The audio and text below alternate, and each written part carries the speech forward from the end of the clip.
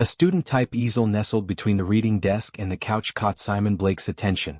Apparently, Kyla Fisher had prepared for the lesson. Normally, visual arts education begins with the knowledge of how to correctly reduce the objects we see in the real world to basic three-dimensional geometric forms and how to transfer them to a two-dimensional ground. That is, proportion, with things like proportion, composition, perspective, and pattern. But most people, including the majority of students who aspire to become professionals, find them boring. Would you like me to tell you about it? Kyla Fisher was listening intently to Simon Blake. After Blake finished speaking, silence reigned for a few seconds. Simon Blake noticed that Kyla was intruding on his personal space. Kyla Fisher asked the professor, "Do you always have to be this serious?" The young woman moved her lips closer to Blake. Simon Blake could feel her breathing. At the same time, he noticed that Kyla's hand began to wander over his body. For a few seconds he didn't know how to react. At that moment he heard faint footsteps approaching from outside. He gently grabbed Kyla by the arms and pulled her away. "Teaching is serious business, Miss Fisher. Even though I'm not a cop or a detective, investigating a murder is." At the same time the door to the reading room opened. A woman in her mid-40s with long black hair, slightly overweight and vaguely bagging under her eyes, whom Blake guessed was Tabitha Fisher, rushed in. It was obvious that she was looking for Kyla. Noticing the unexpected visitor, she paused. "Who are you, mister?" "Hi ma'am, my name is Simon Blake. I help Miss Fisher with painting." The woman looked at Blake from head to toe. "Is that so? I was delighted. I'm Tabitha. So do I. We were just done. I ask your permission to leave. By the way, I recently heard that you lost your spouse in an accident. I'm sorry for your loss. I hope you're doing well now." Yes, I'm better. Thank you, Blake. I'm glad to hear that."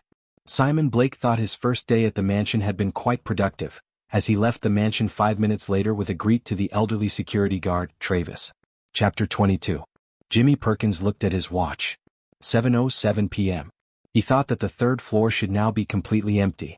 He put his hand in his pocket. He released the device he produced by modifying an old-style mobile phone produced in the early 2000s. A number of numbers entered in a row. He smiled to himself when he received the notification that the transaction had been confirmed. According to the Central Security System's daily records, Perkins entered the building in the morning and left by 7:08 p.m. He stepped out of the toilet of the third floor, where he spent the last half hour patiently so as not to be conspicuous. After taking a look around, he made his way to Dr. Kohler's laboratory. Getting inside the lab wasn't hard for Perkins. He quietly closed the door. He didn't turn on the lights. He would make do with the light of his cell phone. When the door opened, Perkins was confronted by high-tech devices such as genetic analysis equipment, PCR machines, DNA sequencing machines, electrophoresis equipment, and other high-tech devices required for genetic analysis. Apart from this, there was another room inside the laboratory reserved for computer stations and biosafety protocols. Jimmy Perkins came in. Out of a large number of computers, he found the one reserved for the personal use of Dr. Aldrich Kohler. Wishing it wouldn't take too long, he got to work. Chapter 23. As the clock approached midnight, Dr. Aldrich Kohler noticed that his cell phone was ringing. It was the caller again. He picked up the phone. "Blake and Pavlov will enlist the help of a young friend to research the workplace. I think the guy is in his 30s. But I don't know what it looks like. As I understand it, he is some kind of hacker or something like that. Be careful." It was impossible to tell what Kohler was feeling from his dull gaze. "Is there anything else I should be aware of?" "Not for now." "Okay. Don't worry about that. You can rest assured that I will do what is necessary." "Nice. Goodbye." The other party hung up. That's what Kohler did. He grinned vaguely as he put his phone in his pocket. Chapter 24. Simon Blake's pensive gaze caught on the blue crane flying over the river. The bird began to make wide circles, calmly flying. Then, suddenly he accelerated and started to dive. When he took off again, he was holding a small water snake in his beak. Blake took a sip of his coffee. He looked at the chess set in front of him. He read the analysis written about the location from the book by the international master Jeremy Silman. I.M. Silman wrote about the play A la Canyonga, Warsaw 1942. Does white have a combination? Instead of the question, are there any of the combination conditions in the position, should be asked. The first element that catches the eye is that the black king is vulnerable to attack. The analysis and commentary went on and on. But Blake's mind wandered. He turned the book over and left it next to the chess set. He took another sip of his coffee. Simon Blake thought about how he felt about Kyla Fisher. When you feel that something is wrong with someone when you can't rationalize them, you shouldn't belittle it or indulge in toxic optimism. The young woman may have been a little irresponsible or reckless, or she might not have known her limits, like many young people whose family was financially well off. But would that make him a bad person or even more, a murderer?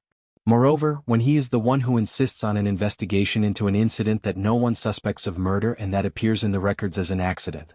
And what was that spontaneous combustion thing? Even without a murder involved, the situation was interesting enough. Similar ones have been encountered before. Solutions were proposed. It was the subject of literature and magazines. But no one had been able to explain this phenomenon convincingly. While it doesn't even seem possible to provide a scientific explanation of what the phenomenon is it really possible for someone to take it and turn it into a murder weapon? He hoped to shed light on this part of the work thanks to Perkins' finding. Developments with Ray Fisher's company didn't seem natural to Blake either. No member of the family seemed to be related to Fisher's company, which had an extremely high financial value. A young man who is focused on pursuing an academic career and seems completely uninterested in his father's affairs, a young woman who is willing to hand over her father's company for a reasonable price, saying that she is not inclined to these jobs, a widow who is allegedly after money and therefore killed her husband, but who does not seem to care about what is happening. It would be naive to interpret this situation as the fact that all three family members are well-intentioned people who do not care about the blessings of the world. Blake's logic and intuition had different things to say about Kyla Fisher. He'd been in situations like this before, and almost without exception his intuition was right. More precisely, when his intuition and logic clashed in his head, it was later revealed that the reason for this was that he did not have enough data on the subject. He sipped his coffee. It had cooled down. He soured his face. He looked at the chessboard. He couldn't care what a tactical genius Alekhine was when his brain felt like he was split in two. He thought about what he had found in Dorian Fisher's room the day before. It was definitely interesting. He moved his hand to his cell phone. The phone was picked up the second time it rang. "Hi Boris, how are you? Yes, let's meet in person when it's convenient, but there's one thing I want you to research first. It can be significant." Chapter 25. Perkins' mission consisted of several stages. First, he would try to crack the password of Kohler's personal computer in order to gain access to data or anything that could constitute evidence of illegal transactions that may have been stored on his computer, save important information he could access, and detect security vulnerabilities in order to remotely infiltrate the system if necessary. In this way he would be able to session hijack without having to come to the biotech company in person. In addition, he would observe the surroundings and try to collect physical evidence or record the conversations of the people involved. Using routine reconnaissance protocols such as vulnerability scanner and network enumeration, he tried to gain insight into the vulnerabilities of Kohler's computer and the other computers it was connected to. Then it came to the crux of the matter. With L0PHTCrack, he tried to crack the passwords of the system in front of him using a large number of algorithms. After struggling for a long time, a large number of folders appeared on the screen. He glanced at them as quickly and carefully as he could. Nothing out of the ordinary stood out. Everything was arranged quite systematically and professionally. Perkins looked at his watch. It was quite late, but he couldn't let it go at this stage. He persistently continued to study the files. He did this until midnight. As he was about to give up, a headline caught his attention. Open the content. What he saw almost caused him to have a heart attack. Chapter 26. Boris Pavlov had spent the last 2 days intensively researching Ray Fisher's company and work history, as well as Dr. Kohler and Asclepios and company. What they found was no small thing. But it wasn't as interesting as what Blake was telling me over the phone. What he was worried about was that he was unlikely to be able to find anything based on official records. He thought for a while. Then he typed something on the keyboard of his computer. When he didn't get results, he tried different phrases and different search engines using similar keywords. It didn't take long for what he was looking for to pop up on his computer's monitor. He carefully examined what he found. Chapter 27. Simon Blake looked at Boris Pavlov as if to say, "Again?" Pavlov left his lighter on the table. He took another deep breath from the cigarette he lit. He looked intently once more at the photograph he was holding in his hand. "It's really interesting. What I'm trying to say is that you come across something like this the first time you enter the house, and in terms of the picture that the photograph reveals, maybe it's a little too interesting. Do you think the photograph was deliberately left in Dorian Fisher's room?" "Actually, I'm not sure what I think about it, Boris. I was just thinking out loud. But it was as surprising to me as the content itself that I could find such a concrete clue so easily. Anyway, let's put that part of the business aside for now. What did you find? The conversation between the two friends took place at Blake's house in the evening of the day after the phone call. The topic of conversation was an old photograph that Simon Blake found in the closet in Dorian Fisher's room. In the photo, Ray Fisher's ex-wife Bridget Fisher, who died years ago, and Rusty Richards, the son of Ray Fisher's former partner Mark Richards, who is now a candidate for boss, were in the same frame. Rusty Richards, in the photo, was still old enough to be considered a child. Boris continued, answering his friend. Obviously, Bridget Fisher and Mark Richards were in a relationship for a while. In this case, the allegations that Mark Richards was murdered by Ray Fisher are fleshed out. Boris Pavlov looked at Blake as if he was not quite convinced. I don't know, Simon. Mark Richards died in 2007. Bridget and Richards' relationship took place in the 80s. Ray Fisher and Bridget married in 1985.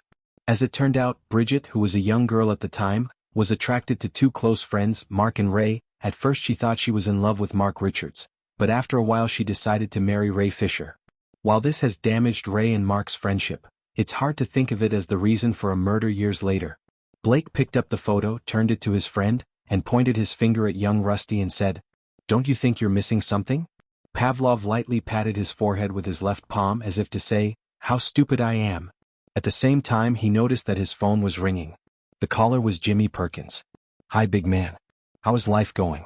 I need to see you and your charismatic friend as soon as possible. I've caught things that will make your lips drop." Pavlov noticed from Perkins' tone that he was excited and perhaps a little worried. He tried to suppress it by exaggerating his unique style. "Where are you, Jimmy?" "Well, we're coming right in." Chapter 28. After a journey of a little over an hour, Blake and Pavlov were at Jimmy Perkins' house. After briefly summarizing his day at Asclepios and Company, Perkins got to the point without further ado. The young man came home at 3 o'clock in the morning, and after sleeping for a few hours, he spent the whole day going through the files he had found. He placed a flash drive on his computer, opened the top one out of a large number of folders. He motioned for Blake and Pavlov to look at the screen. "Look at this." Blake and Pavlov bent down and began to carefully read what was written on the page that opened on the monitor.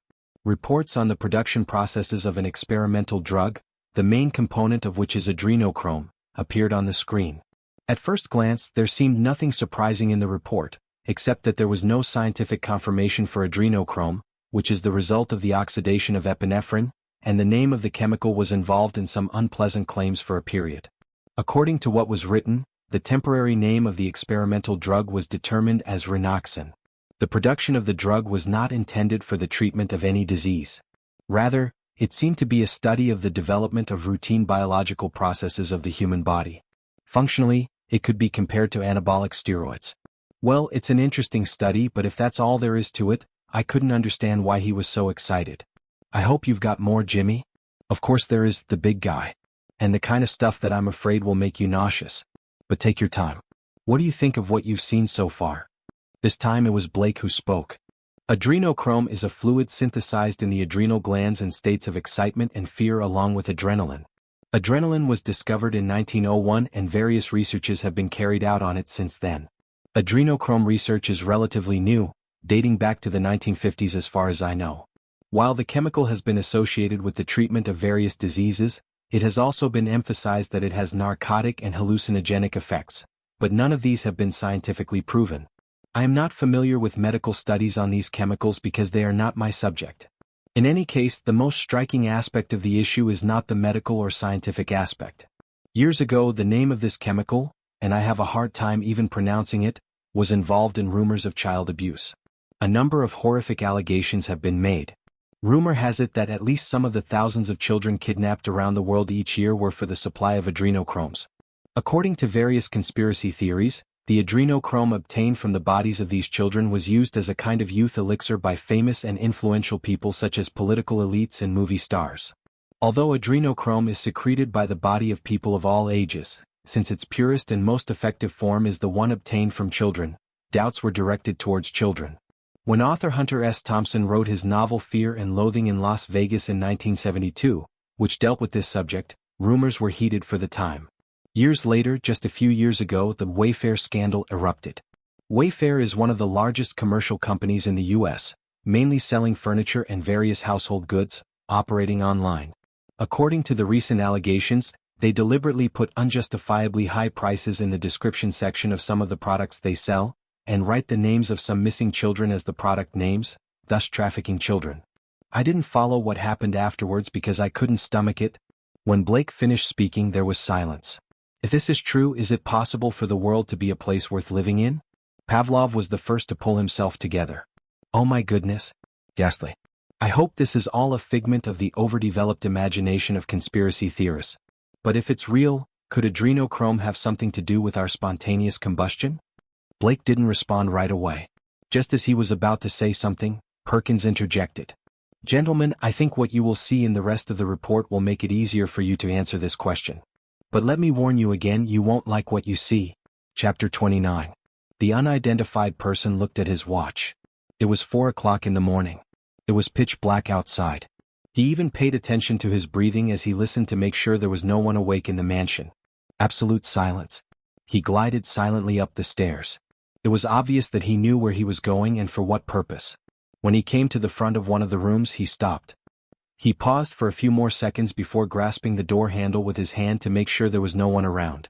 He quietly opened the door. He went inside and closed the door.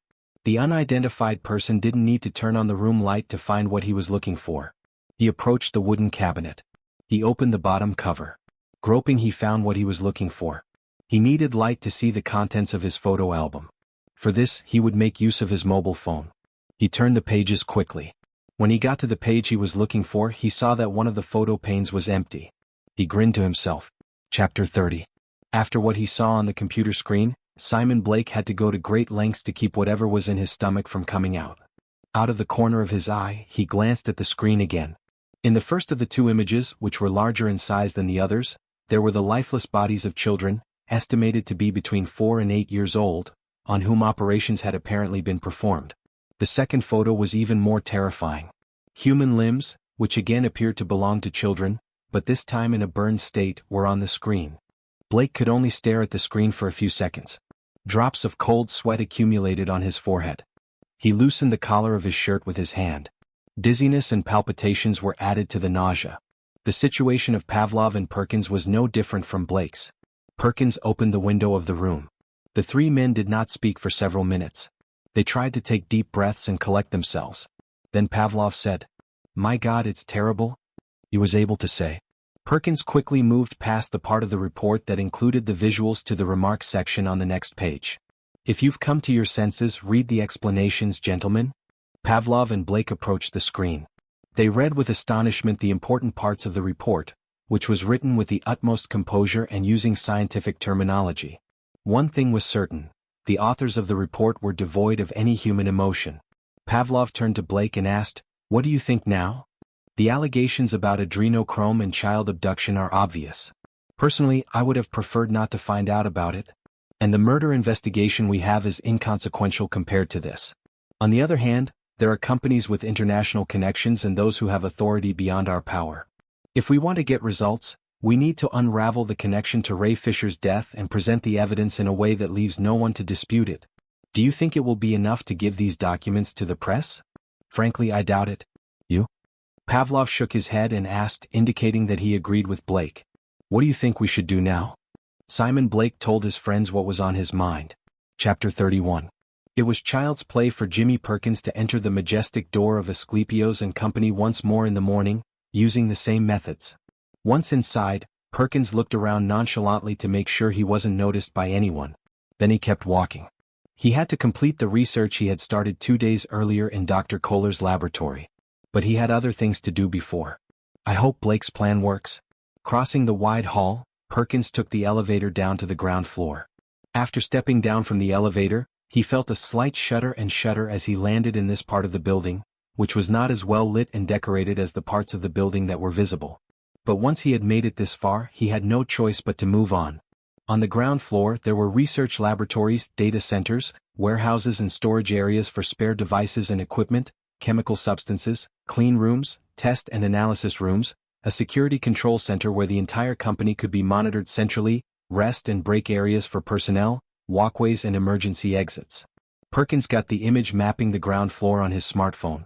The place where he descended by elevator was a roughly rectangular part of the area close to the security control center. Apparently, in order to reach his destination, he had to cross the ground floor in the opposite direction to reach the section where the chemicals were stored, which was located near the emergency exits. A security guard, who didn't seem satisfied with his life, had come out of the security control room to smoke a cigarette without telling anyone. Perkins greeted the man in uniform lightly, trying to act naturally. The man didn't quite get there. With the tension relieved, Perkins continued on his way with slow steps. A few minutes later, Perkins, the cleaner, had found the room he was looking for. Chapter 32. It was 4 o'clock in the afternoon when Simon Blake arrived at Ray Fisher's mansion, which resembled the iconic houses in Hollywood movies. Old Travis, who was waiting for Blake towards evening, looked at the man suspiciously. After a moment's hesitation, he nodded his head without saying anything, nodding in agreement with Blake's entrance and pointing with his arm in the way Blake already knew. A minute later, Blake got out of his vehicle and knocked on the door of the house. This time it was Tabitha Fisher who opened the door. The woman looked livelier and tidier than before. She wore her hair in a bun and a black t-shirt over a tight light blouse. Blake and Fisher exchanged silent glances for a few seconds. The host was the first to speak. "Hello, Mr. Blake. Were you here for Kyla?" "Yes, I am. I think she's at home." "She left at noon and as far as I know, she hasn't returned yet. But since you have a lesson, I think it will be back in a moment. Come on in, please." "Thank you. I hope I'm not bothering you." "You're welcome. Please enjoy yourself. I need to make a call. I'll join you shortly." "You sit down, please." Simon Blake sat down with his eye on the armchair in a part of the large hall with a comfortable view of the garden. He wondered if the woman's unexpectedly sincere demeanor was natural. Tabitha Fisher walked over to the kitchen and disappeared for a few minutes. When she came back to Blake, she asked, "Would you like to have a drink?" "Just a glass of water, please." The woman handed Blake a glass of cold water. Then she sat down in the seat opposite him and examined the man with curious eyes. It was impossible to understand what was going through his mind. "Where do you meet Kyla? Are you a former teacher of her? Could it be that the woman knows the real reason I'm here?" "I'm a teacher for an old friend of Kyla's. My student told me that Kyla lost her father in an unfortunate plane crash. She had to be busy with something to get through this difficult period. That's how we met. Kyla has talent and from what I can see, she's going to get through it quickly." "Who would have thought that Kyla would have such artistic tendencies?" Tabitha Fisher said with a smile. "I'm sure you're going through a difficult time, but from what I've seen, you're close to your daughter and it helps you get over the loss of your spouse easily. I'd like to say I'm glad I don't want to." "Oh, you're so kind. Thank you. Are you sure you don't want to drink anything else?" "Maybe another time. I think Kyla is about to come too. Unless, of course, he has already decided to dodge me." "If Kyla dodge you, maybe I can replace her, Mr. Blake." Before Simon Blake had a chance to speak, the sound of the door opening rang out and Kyla Fisher entered. The young woman stared at Tabitha Fisher and Simon Blake, who were sitting opposite each other, for a moment without saying a word. Then he said, "I'm a little late. I'm sorry, Mr. Blake. I hope Tabitha didn't bother you." "On the contrary, she's very welcoming. She almost took your place as my student. Shall we go to class?" A minute later, Simon Blake was in the library with Kyla Fisher. "How are we doing, Mr. Blake? I feel like you're not giving me enough information about what's going on. I just don't want to muddy the waters until everything is clear, Miss Kyla. For now, just know that we are making tangible progress. You can rest assured that I will explain everything in due course. What do you think about Tabitha? Have you been able to find any concrete evidence against her?" "I think we need to be more flexible, Kyla. Our goal is to get to the truth. We're not going to get anywhere by obsessing over certain people." "How secretive you are. I'd expect to hear more from you. Take your time, you'll hear it. By the way, your brother Dorian called me this morning. To be honest, I was a little surprised by this because he was very distant from the beginning." At the same time, Simon Blake noticed the notification sound coming from his phone. "Can we talk to you in private? Important." "Excuse me, Kyla. I have received an important message. I have to write a reply." "Enjoy yourself." "Yes, what was I saying? Your brother told me that he knew who the killer was and that he had evidence to prove it. He said he would come here tonight and meet me at the first opportunity tomorrow morning and tell me everything." Chapter 33. Jimmy Perkins finished his work on the ground floor of Asclepios and Company at noon. He had to wait until the evening hours before he could re-enter Kohler's laboratory. He thought about how he could make this wait, which would last a few hours, fun in his own way, provided that it did not get caught on the radar of prying eyes. First, he should have taken advantage of the free lunch that the company offered to its employees. Then he could kill time in the company's library. As far as he remembers, there was also a playground somewhere on the upper floors where billiards, table tennis and darts could be played. Maybe he could hang out there for a while too. There was really good food in the cafeteria. Perkins ate his meal with appetite. However, there was no one playing billiards or table tennis at the entertainment venue. After firing a few unsuccessful darts shots at himself, he went to the library and skimmed through the few comics he could find. By 7:30 p.m., Perkins decided it was time to get back to work. He glided silently into Dr. Kohler's laboratory. This time he knew the environment better and knew more clearly what to do. He sat down at Kohler's computer. After turning on the computer, he took out of his pocket the drug samples he had taken from the room where the chemicals were stored on the ground floor and placed them on the table where the computer was located before going to work. Renoxin. This drug, which significantly delays aging, surprisingly improves performance and has a high level of prophylactic effect against many diseases, apparently had a terrible side effect in case of overdose on some people. Within a few minutes, the person who drank the medicine was burned as if gasoline had been poured on him. And again, it seems that someone, inside or outside this company, knew about the side effect of this damn drug and thought of turning it into a murder weapon in order to settle some old accounts. The potential return of the drug was so high that, in addition to its possible dangers, how it was obtained was considered an acceptable price and a reasonable risk by company officials and who knows who else involved. The incredible similarity of the spontaneous combustion phenomenon, the mystery of which has not been fully solved for centuries, and the side effect of Renoxy added a mystical atmosphere to the event. Kidnapped and abused children, murder, greed for money? For a moment, Perkins thought about what a dark business he was involved in, and how much danger he put himself in. He felt himself shiver and his stomach convulsed. It was true that he owed a debt of gratitude to Boris Pavlov for his good deeds in his time, and he also liked to experience excitement, but perhaps it was not worth it so much. After all, what happened here had nothing to do with him, and if he was captured and killed here, Pavlov would not be able to buy him another life. Anyway, let's get this job done as soon as possible. Perkins snapped out of the thoughts he had been immersed in. He left the bottle of Renoxin he was holding on the table. He focused on the screen. At the same time, the lights of the laboratory were turned on. Dr. Aldrich Kohler, with his sly smile and pistol in hand, stood about 5 feet to his right. "Hi, Mr. Perkins. I'm not interrupting your fun, am I?" "But I see that you are very interested in our medicines, Mr. Perkins. How about tasting them? It's sure to be an experience that broadens your horizons." As he continued to speak, Kohler held his gun pointed at Perkins, taking care to keep some distance from the man. "Now open that bottle slowly. There should be 10 tablets in it. I want you to drink it all. You have 1 minute, Mr. Perkins. Otherwise, you can be sure that I will kill you without hesitation. Please. My goal is just. If I were you, I wouldn't push my luck, Mr. Perkins. You're running out of time." Desperate, Perkins did as he was told. "Good. You are old enough to know that it is not a good habit to interfere in other people's business. Still, I appreciate your scientific curiosity. You've got a few hours to live, Mr. Perkins. You will burn horribly to death and no one will understand why. As a principled person, I consider it my duty to share the details of our scientific work with you in the rest of your time. Then you can decide for yourself if what you've learned is worth dying for. The 10 tablets of Renoxin that you just inhaled are worth over $100,000 each.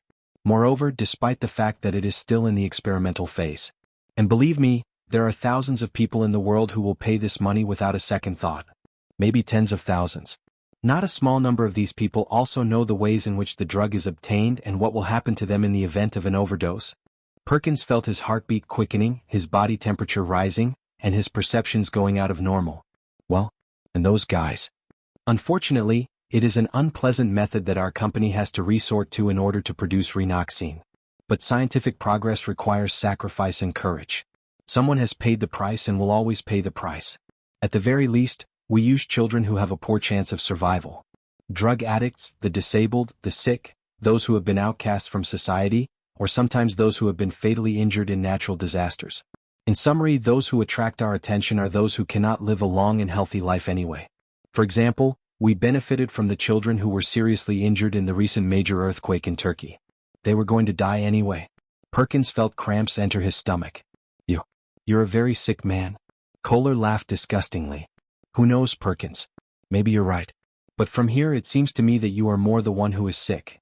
And a social hacker who lives his last hours because of his curiosity and no one cares. I, on the other hand, am a successful and respected businessman and scientist in the eyes of the community. What is it about this damn drug that makes it so special?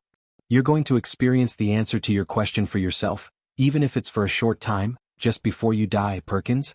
And that filmmaker? What does he have to do with it? Did you kill him? You're really curious, Perkins. I think you're talking about that cocky Ray Fisher. To be honest, I wasn't sad about Fisher's death, but he has nothing to do with it. At least it has nothing to do with it. And no, I didn't kill him. What are you going to do to me? To you? I'm afraid there's nothing anyone can do for you anymore, Perkins. I assume you are already dead. All I can do for you is show you the door. This is an outstanding scientific institution. We don't want burnt human corpses here. You're free to go, Perkins. Kohler continued to point his revolver at Perkins with his right hand while pointing at the door with his other. Chapter 34. 4 hours, the unidentified person had been watching the garden gate, the only entrance to the house, through the window. He was getting bored. Maybe I'm waiting in vain. He glanced at his watch once more. It was close to 2 o'clock in the morning. Just then he noticed a shadow coming through the garden gate. He waited for him to approach to make sure. Yes, that's it. So it was true. What he had to do now was to wait patiently for another hour or so. Then he would do what was necessary. He had no choice. Chapter 35. It was midnight when Professor Walsh's phone rang. The caller was Angela Strickland. I'm sorry to disturb you at this hour, sir. Our man reported that the hacker had just left the Asclepios and Company building. He said their demeanor was a bit weird too. I understand. What does he mean by weird? Well, like scared or like sick. He can't quite describe it himself. All right, Dr. Strickland. Stay tuned for now. If there is any development, do not hesitate to call me at any time. Of course, sir. Dr. Aldrich Kohler watched security camera footage of Perkins throwing himself into the street in a frenzy. Although he felt like he had won a small victory, it made him sick to his stomach. First the death of that self-righteous Fisher, and now the hacker who rummaged through the computer records in the warehouse where the chemicals were stored. What had happened had shaken Walsh's confidence, which Kohler did not like. If Walsh gave up the job, the financial loss would be insignificant compared to what would happen to Kohler. It's all because of this woman. Then, suddenly, Kohler thought of something he had forgotten to do. Something important. Damn, how could I be so stupid? Turning off the camera recordings, he wasted no time and ran towards the stairs to go down to the ground floor. Chapter 36. At 3 o'clock in the morning, the unidentified person quietly approached Dorian Fisher's room. His heartbeat quickened, his pupils dilated. He felt slightly dizzy. This time the situation was different than before. But no, he couldn't give up. That would be too risky. He took a deep breath. He plucked up the courage. Quietly he opened Dorian Fisher's door. Good. Sleep. He won't feel anything. First, he instinctively glanced once at the dagger he held tightly in his hand. Then he became more focused. He raised his hand holding the deadly weapon. He stabbed his victim with all his might. Then once again. And again. As he was about to deliver the fourth blow, he realized that something was wrong. Chapter 37. Leaving the building with a wobble, Jimmy Perkins walked briskly toward his vehicle, which was parked about 50 yards away. He opened the front door and sat in the driver's seat. He closed the door. He took a deep breath. He took 3 bottles of specimens out of his pocket and carefully placed them in his bag. He put it in the back seat of the vehicle. From his other pocket, he took out the voice recorder with which Kohler recorded his conversations. Finally, on Blake's advice, he pulled out the now empty bottle in which he had put the placebo pills, which were exactly like Renoxin tablets. He smiled to himself. Stupid dude, he thinks he's poisoning me? He started his vehicle and sped away. He had experienced enough adrenaline to last a lifetime. There was no need for more. Chapter 38. When the unidentified person was about to deliver the final blow, the lights in the room were turned on. The astonished attacker's hand remained in the air. But you, how come? Put the knife down immediately and put your hands together over your head so I can see them. You are under arrest for attempted murder. Kyla Fisher tried to figure out how the man could have been in the room while Major Pavlov was doing what he was saying. Then she turned her head to look at Dorian's bed. The quilt and the many pillows crammed underneath were riddled with knife blows. There was no Dorian Fisher or anyone else in the bed. After handcuffing Kyla Fisher's wrists, Pavlov shouted loudly, "Simon, don't be such a coward, my friend. Get out of the hole you're hiding in." A few seconds later, Simon Blake approached from the hallway and entered the room. Waving his index finger and head, he said, "It's a shame, Miss Fisher, An aspiring artist shouldn't kill her own brother. At the same time, a message notification came from Pavlov's phone. Hey big guy. The news is good. I caught big fish. Let's meet you and Blake as soon as possible. Chapter 39. A week had passed since the arrest of Kyla Fisher and Dr. Aldrich Kohler. Simon Blake, Boris Pavlov, Jimmy Perkins and Tabitha Fisher met Sunday afternoon at the Beetle Cafe near the University of Washington, drinking a cold drink and discussing what had happened. Tabitha Fisher said, "So these kidnappings were real. My God, what a world we live in." "Unfortunately it is," Blake said. "We were able to do all of this with the help of the talent and courage of our young friend Perkins, who put his life on the line. And of course, thanks to Professor Blake's strategic acumen. I just did what I was told," he said. Pavlov. "We all contributed to the resolution of the case in our own way. Let's hope that we have contributed to preventing such incidents from happening in the future?" Tabitha Fisher said. "I hope so, Mr. Pavlov. Gosh, when I think of being with a monster like Aldrich Kohler." Pavlov said. "Don't blame yourself, Mrs. Fisher, everyone makes mistakes. You didn't cause all this. And according to Blake, you had a significant impact on solving the case." The woman smiled slightly. "We all know our part of the case, Blake," Perkins said. "But you put the pieces together. Why don't you give us a complete and tidy summary of what happened?" All three people fixed their eyes on Blake. Pavlov and Fisher nodded their heads in agreement with Perkins' request. Blake took another sip of his Coke, which he had been drinking even though he had no habit. He waited for a few seconds to clear his head, then began to speak. "When Kyla first came along, Boris and I were both undecided for a long time about whether there really was a murder. It takes more than unsubstantiated allegations by a relative of the victim to believe that an incident recorded as an accident is actually a murder. But the event was quite interesting from a different angle. There was a phenomenon called spontaneous combustion involved, the secret of which had not been solved for centuries. Whether there was a murder involved or not, the case was interesting. We had to conduct our investigations secretly because the case was officially closed. Naturally, we should have started the review with Ray Fisher's wife and lover. That's what we did. Fisher's relationship with Megan Cole was no secret. We visited her at her home. Thanks to Boris's persuasiveness, Megan Cole answered all of our questions, even though she knew she wasn't officially under question. Obviously, what helped me at this stage was not so much Megan Cole's responses, but what I saw in the woman's house and something that happened to me the next day. I'm convinced that at least Kyla Fisher wasn't dreaming, and that there really was a murder going on, and that the murder weapon could be that experimental drug. One way or another, we had a real case on our hands, and if we weren't careful, we could get into trouble. Likewise, Megan Cole's life could have been in danger.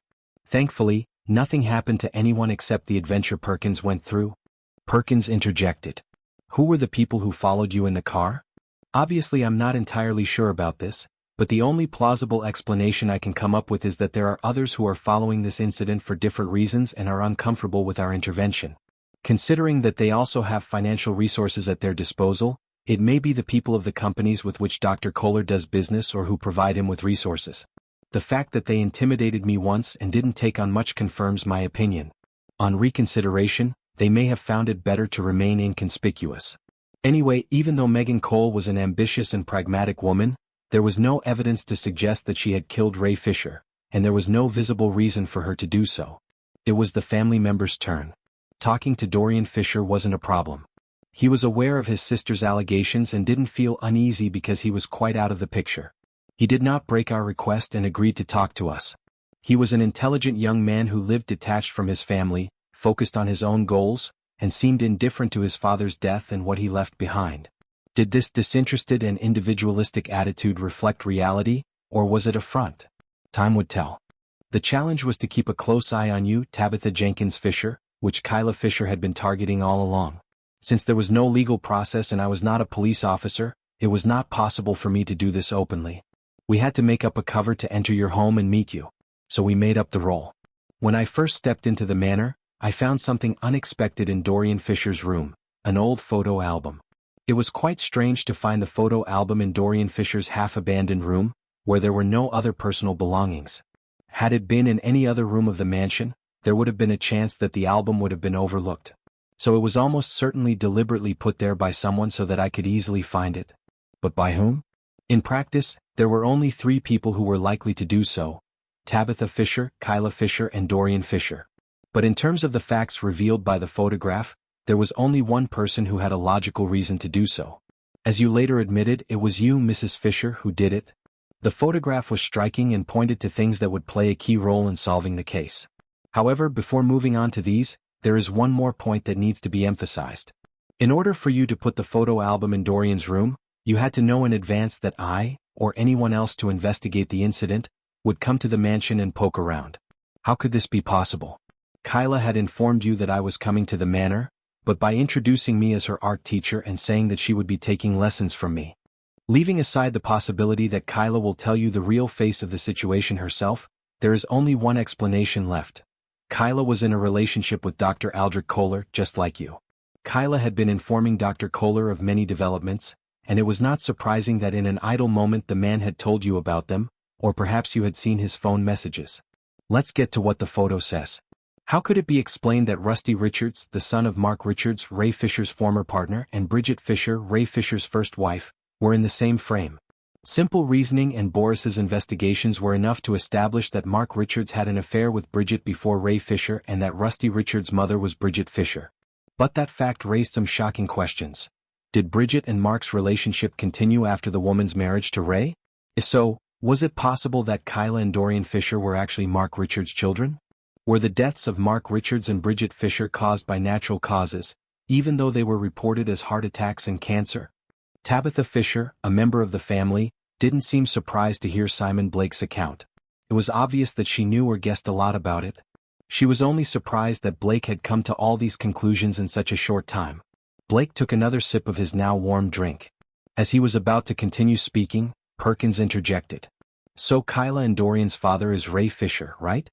The answer to this question can only be clarified by a DNA test if deemed necessary, although I see this as highly likely because when the plot is based on this assumption, the pieces fall into place easily. Namely, since the children's legal father is Ray Fisher, they are the ones who will benefit from his inheritance firsthand, with the exception of Tabitha Fisher. If Ray Fisher directly or indirectly caused the death of their real parents, why shouldn't they also eliminate the man as soon as possible and put him in his fortune? And why not put the blame on the second wife who married their father for her money when they had the opportunity? Pardon my expression, Tabitha. I use these phrases to explain what happened.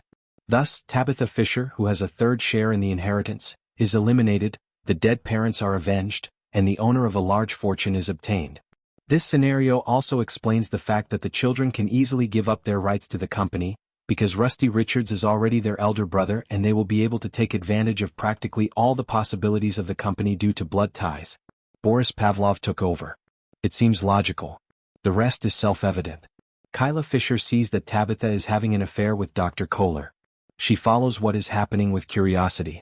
After a while, she realizes that the ambitious scientist is doing dark deeds and that the drug he produces may serve his evil plans. As a young and beautiful woman, she easily seduces Dr. Kohler. Thus, he follows the man's work more closely. Somehow convinces Ray Fisher to use Renoxin. And maybe, to secure her job, she unwittingly mixes extra drugs into what the man eats and drinks.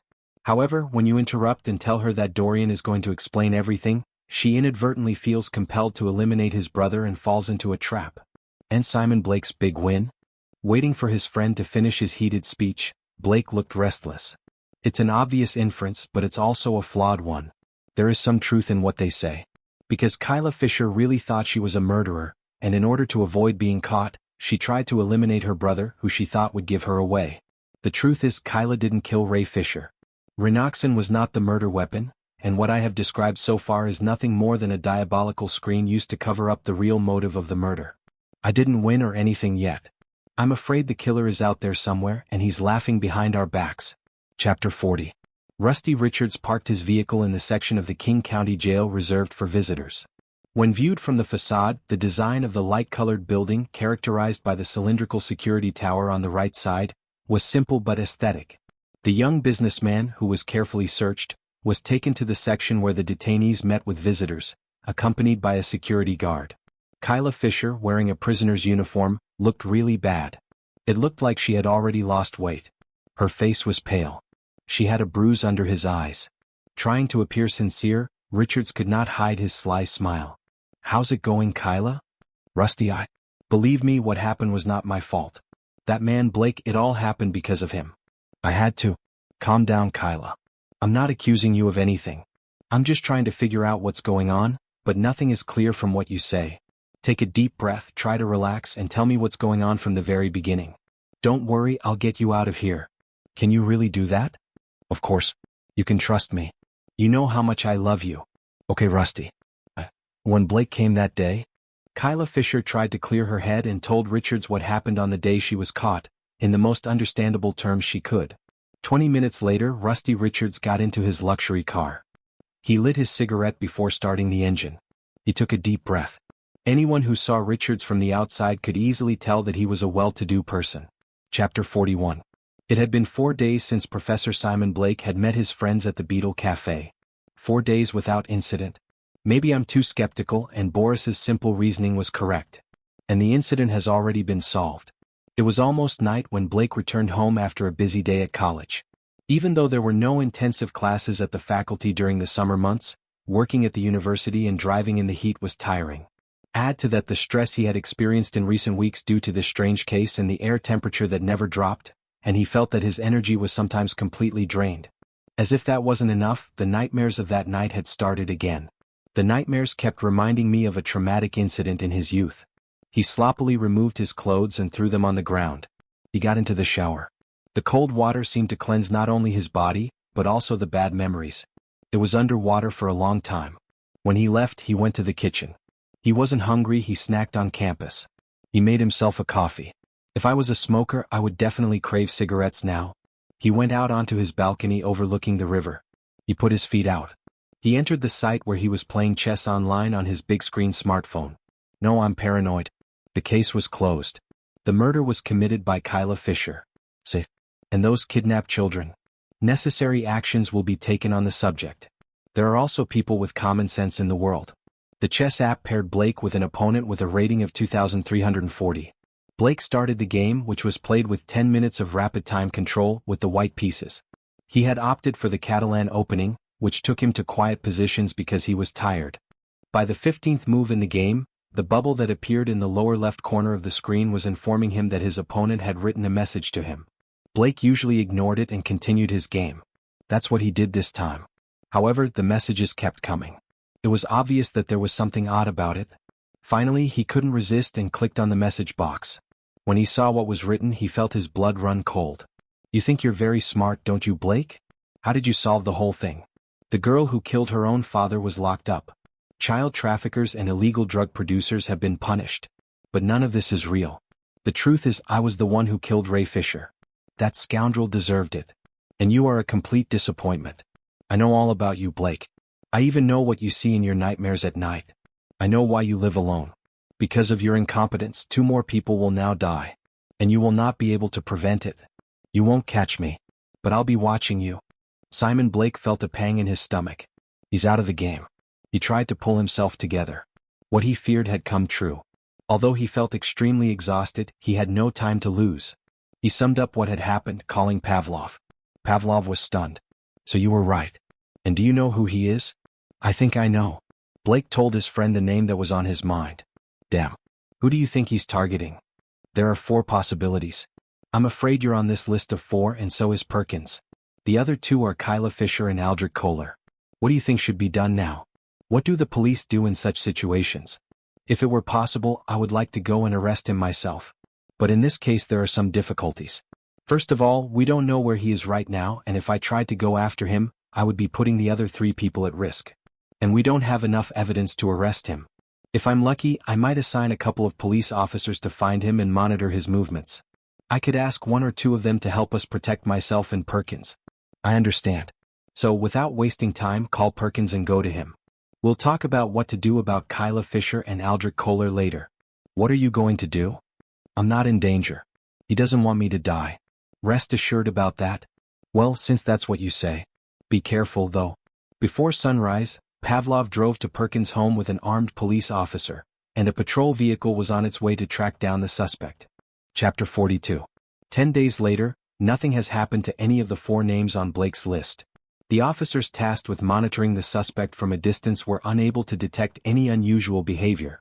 There was nothing tangible except for the unpleasant messages that a university professor said he had received while playing a game. Life had to go back to normal. And that's what happened. Over the next 3 months, Blake kept up with the news of the trial of Kyla Fisher and Aldrich Kohler in newspapers and online. Apparently, Kyla Fisher was going to serve life in prison for a murder he didn't commit. And the main killer seemed to be happy with the situation. What are you waiting for to take action? Then suddenly lightning flashed in Blake's head. He knew what the killer was waiting for. And how to catch him. Chapter 43. The next day Simon Blake was at Jimmy Perkins' house. He told his young friend what was on his mind. Once again Perkins' help was needed. Are you sure this is going to work, Blake? It would be a bit of a pretentious statement to be sure. Let's just say I hope it works. What do you say? Can you do that? Perkins winked. It's a piece of cake. And I don't have to risk my life this time. How long does it take? A couple of hours? I really owe you. Remind me after this is over so I can make up for it. Perkins pointed to his watch. Make no mistake, my friend. Now leave me alone so I can get to work. Chapter 44. The killer returned home after completing his regular 5-kilometer run every morning. He looked at his watch. 7:35. He liked to wander the streets alone in the twilight. He liked to do things that no one else did at hours when no one else did. He liked to feel special and different. He went to the bathroom and took off his clothes. He watched himself in the mirror admiring herself before going under the shower. After getting out of the shower he made himself a sandwich and made coffee. He then began to skim his smartphone to find out the latest developments, as he regularly does every day. He couldn't believe the news that soon caught his eye. He needed to act immediately. Otherwise it would have been easy for him to be caught. He set out to design what he was going to do. Chapter 45. At 10 o'clock on Monday night, a young officer whose badge had his name listed as Ned Hogan was in control of the high-security cell where Kyla Fisher was being held at the King County Jail instead of senior guard Daniel Robbins. Daniel Robbins, who had been healthy the previous day, had received a report for that day, stating that he had a severe cold. During Kyla Fisher's 3-month detention, all the guards did at night was to keep records of the detainees, checking to see if they were in their cells. So Kyla was surprised to find that this guard, who she didn't remember seeing before, had unlocked her cell and walked in. What's going on? Is there a problem? Please turn around, lean your hands against the wall and be quiet without difficulty. There is a denunciation about it. I'm going to search your cell. But nothing here? I said don't make trouble. If you do what I say, I'll finish my job right away and everyone will be relieved. Now turn around and lean against the wall. I won't repeat it. Unable to make sense of what was happening, Kyla Fisher helplessly did as she was told. But her instincts told her something was wrong. Ned Hogan started looking for Kyla's bed. He glanced at the young woman with her back turned. At the opportune moment he took out the chloroform cloth from his pocket and quietly approached his victim. With his right hand he pressed Kyla Fisher's head against his chest, while with the other hand he put the chloroform cloth to the woman's mouth. A few seconds later the young woman was unconscious. The killer laid his victim on his back on the bed, unaware of what was happening. Immediately after, he began to press the woman's pillow against her face. The so-called guard, who was initially extremely controlled and cautious, took on a different mood as he continued to press his victim's face with the pillow in his hand. What he did gave him incredible pleasure and took him to a fantasy world where he imagined he was a god. His pupils dilated as if the color of his eyes had changed. This scumbag deserved to die and he was being punished accordingly. However, when Ned Hogan perceived the cold piece of iron resting on his neck, he would have to abandon what he had started. Boris Pavlov's authoritative voice and the pistol he pointed at him were more than enough to bring the killer, whose badge said Ned Hogan, back to the real world. Boris Pavlov took off the young man's hat after handcuffing the supposed guard with the fake name Ned Hogan, who had his hat lowered to his eyebrows to avoid attracting attention. He was standing in front of Dorian Fisher, who killed Ray Fisher and almost killed his own sister. Simon Blake was right about the identity of the killer. Chapter 46. The following weekend, Simon Blake, Boris Pavlov and Jimmy Perkins gathered at the Fisher Manor, this time as guests of Tabitha Fisher. Are you sure it's over this time, Blake? Simon Blake nodded yes to Tabitha Fisher, who looked at him with interest. Pavlov said, so behind all this chaos was that quiet boy. How did you figure that out? Before Blake could answer Pavlov's question, Perkins interjected. And what was the actual motive and weapon of murder? As far as I remember, the last time we spoke, you said that family matters were just excuses and that Ray Fisher didn't die of a overdose Renoxin. That's right. Let's go in order. As we mentioned earlier, Bridget Fisher and Mark Richards had relationships, and I believe that, like Rusty Richards, Kyla Fisher and Dorian Fisher had Mark Richards as their fathers.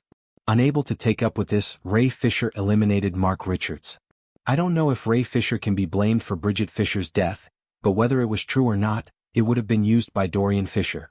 When I spoke to Dorian Fisher, the boy mentioned 3 things that intrigued me among many other things. He had a master's degree in gene editing technologies and was doing a doctorate on the genetic basis of neurodegenerative diseases. He liked to play strategy games. He hadn't seen Ray Fisher's postmortem photos. The reasons why the 3 points I mentioned were remarkable were as follows. The fact that Dorian Fisher was professionally pursuing the same field as Dr. Aldrich Kohler raised the possibility that there might be some connection between the 2 names. Dorian Fisher's interest in strategy games suggested the possibility that he was the one who played chess with me shortly after Kyla Fisher and Aldrich Kohler were captured. The fact that he had not seen the photos of Ray Fisher's corpse did not directly point to a specific point, but it reminded me of something that had been on my mind and did not come to mind from the beginning in this case. The claim that Ray Fisher died of spontaneous combustion belonged to Kyla Fisher, and there was no one who made a claim that the man died that way, except for Dorian, who supported his sister's testimony. According to statements made in the press and media, Ray Fisher died in a plane crash. So, in order to avoid any misunderstanding, I read and watched the news on the subject over and over again. Then I remembered a former student whose wife was a police officer who could shed light on the questions in my mind. My student told me that the possibility of sabotage in the crash of Fisher's plane was being considered, provided that his name be kept anonymous and that what he said was off the record. As a result of the developments that followed, the point I came to was this. Dorian Fisher realized that Aldrich Kohler's work had great potential for future, convincing his sister to eliminate Ray Fisher and shift the blame to Tabitha for the reasons I have already described. Renoxin was to be used as the supposedly murder weapon. In order to obtain sufficient quantities of the drug, Kyla Fisher had to work closely with Dr. Aldrich Kohler. Unaware of Dorian's true motives, Kyla Fisher seduced Dr. Kohler with the motivation to avenge her parents' death. She began to secretly make Ray Fisher drink the Renoxin she had obtained from Kohler. In the meantime, she was sharing with his brother all the knowledge she had gained about Kohler's work. Meanwhile, Dorian Fisher was looking for ways to take advantage of Kohler's work and, depending on the situation, eliminate the man. Again, in line with Dorian Fisher's plan, Kyla Fisher visited Boris. According to Dorian, when the police uncovered Tabitha's affair with Kohler based on Kyla's allegations, they would conclude that Tabitha, who wanted to be disinherited, had collaborated with Kohler to eliminate Ray. But Dorian's plan started to run open at some points. Kohler, who was in a relationship with Tabitha, told Tabitha what he had slipped out of Kyla's mouth, which was not very secretive. Tabitha found out in advance that I was going to come here and search the house, and she cleverly placed the photo album in Dorian's room. The well-known photograph I found in this album did not lead to the conclusion that Dorian Fisher coveted Kohler and his work, but it was enough to exonerate her, at least by shedding light on the family's dark past. Another flaw in Dorian's plan was Renoxin, which was to be used as a murder weapon. Dorian had persuaded Kyla to secretly add Renoxin to Ray Fisher's food and drink. The old man also began to drink the medicine of his own from time to time, noticing the miraculous effects of it. However, there was a problem. The circumstances of the drug-related death were completely unclear, and it was not possible to control what dose of Renoxin Ray Fisher used, because he himself traveled very often and rarely visited his home. Ray Fisher was still alive after a long time. Tired of waiting, Dorian once again came up with a diabolical idea: sabotage Ray Fisher's plane. When the plane crashed, the cockpit would likely catch fire. Since Ray Fisher's body would most likely be burned or at least unrecognizable, it wouldn't be difficult to convince Kyla that Renoxin was the real cause of death. Therefore, Kyla believed until the end that she was the one who killed Ray Fisher. For the same reason, when I told him that Dorian was going to go home and tell me everything, he panicked and tried to eliminate his brother. Of course, Dorian didn't know about this, and it was Pavlov who entered the garden of the mansion after midnight? Tabitha Fisher asked. So why hasn't Dorian acted all this time despite the messages he wrote to you? How did you trap him? Dorian panicked immediately after Kyla Fisher and Aldrich Kohler were caught, and wrote messages to put pressure on me. But then he realized that there was no one going after him and that the case would be closed with the conviction of Kyla, who thought she was a murderer, and Aldrich Kohler, who was embroiled in a drug scandal. Therefore he remained silent for 3 months. The only way to get him to take action was a press release comes from Kyla, in which she make an explanation that she realized she wasn't the real killer and that she would reveal the identity of the killer. When I realized this, I once again benefited from the skills of our talented young friend Perkins. Perkins spread fake news on the internet to create this perception. You know the aftermath? Tabitha Fisher asked. Now that Dorian has been captured and Mr. Pavlov and Jimmy are alive, what happened to Kohler, whom Dorian said he was going to kill? Instead of answering this question, Simon Blake smiled. Closure. In his cell at the Snohomish County Jail, where he has been held in solitary confinement for the past 3.5 months, Dr. Aldrich Kohler stared indifferently at the guard who brought him his dinner. Without saying anything, the guard left the man's food by opening the protected glass partition and walked away. After reluctantly eating the tasteless unsalted meal of boiled potatoes and peas, Kohler drank the water that came with the meal. The taste of the water was peculiar. But Kohler didn't care. Aldrich Kohler felt that an incredible heat wave suddenly covered his cell. It was December, but he couldn't remember having such a hot day even in July. Perhaps the ventilation of this damn rat hole is broken. Or even better, there's been a fire or something. The temperature gradually increased. It was no longer bearable. Kohler wondered why the other prisoners or guards showed no reaction. That would be the last thing he wondered about. The last thing he realizes is that it's not the prison that's burning, it's his own body. Firstly, water drained from all parts of his body. Then he realized that he was starting to not be able to breathe. He felt a severe pain similar to an electric shock climbing up his coccyx. At the same time, his skin began to turn red. Immediately after, his whole body caught fire. A minute later, the accomplished scientist Dr. Aldrich Kohler was left with nothing but a handful of ashes.